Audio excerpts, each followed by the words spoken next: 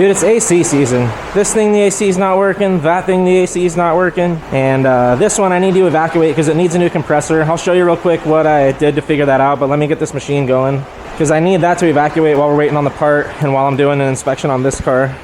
If you're following along, we played Does It Have Oil? Got an A. All right, we're gonna take the machine over to this 2004 Subaru Baja Turbo. Kind of a cool car.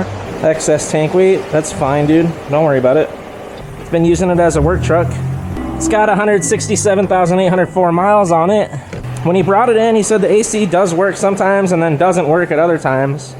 So I wasn't sure if we're gonna run into a low charge or what. I ended up hooking up the gauges. We had low pressure on the high side. Evacuated it just to see what was in there. We had almost a full charge. It was like 10% low, so not enough to really cause any noticeable symptoms inside the cab. Checked for leaks around the whole system. We pressurized it and then sprayed it down with soapy water on all of our connections. And the only leaks we found were at the Schrader caps, and there's some dye around this one. That could be from him refilling it himself, not 100% sure. But everything else on the system checked out perfectly. Using a sniffer with the AC analyzer to check for leaks, and then also visual with a UV light and soapy water on all our connections. Once I charged it up, I let it idle for about 25 minutes and it was working perfectly. We had a little bit low pressure on our high side. It was only building up to just under 150 PSI. It is pretty cold out today, but that's lower than I'd like to see. And then after it had been running for a little while, I looked over while I was looking at something else, and our high side gauge was just static along with our low side gauge. We were sitting at like 70 PSI on both sides.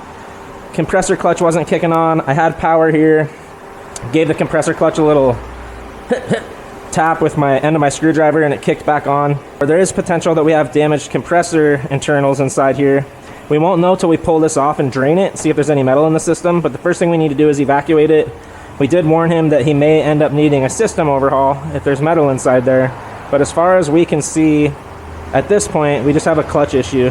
Now, you could put a new compressor clutch on this thing, but being that it has 167,000 miles on it and it's reading kind of low pressure on the high side, we recommended a new compressor on it. It doesn't cost that much more to do a new compressor, and nobody in our town anyway stocks a compressor clutch kit for this car. So anyway, we're gonna start out. I'm gonna get this thing evacuated while I'm doing an inspection on that journey over there to figure out what's up with it.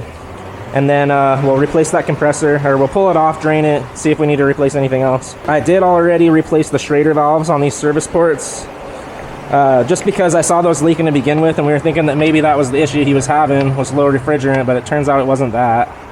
So those have been replaced, those are good. I'm gonna go ahead and let this recover and do its thing, and then I'll be back to take that compressor off.